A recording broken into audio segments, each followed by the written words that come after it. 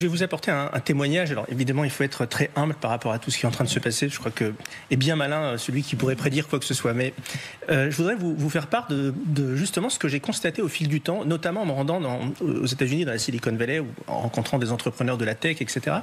En 2008, c'était tout le monde avec Obama. Il y avait assez peu de doutes là-dessus.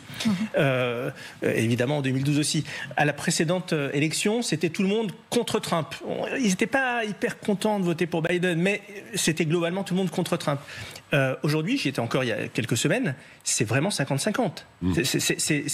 Et là, on est en train de parler d'un État qui est traditionnellement extrêmement démocrate. On est en train de parler d'une sociologie de personnes qui devraient être logiquement enclins à être du côté des démocrates. Et vous avez la moitié de ces gens-là qui vous disent je vais voter pour Trump. Alors, pour la plupart d'entre eux, c'est pas de gaieté de cœur, mais ils disent non, c'est pas possible. Biden, Kamala Harris, c'est n'importe quoi. Il n'y a pas de vision d'avenir.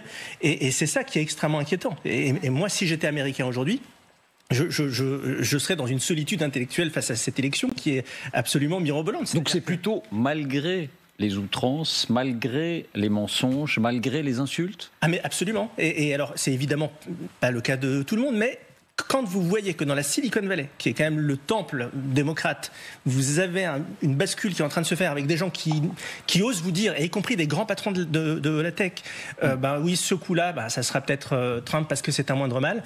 Vous dites que le vent est peut-être en train de tourner, ce qui devrait, nous, Européens, nous poser un certain nombre de questions, parce que dans le rapport de force qui risque de se mettre en place dans les mois, dans les années qui viennent, je ne suis pas sûr que nous, Européens, puissions compter sur les États-Unis comme des alliés fidèles, fiables, et je crois qu'il est absolument temps que nous, les Européens, on se pose des bonnes questions, qu'on se fédère, et que l'on décide enfin de peser dans la géopolitique mondiale. Oui.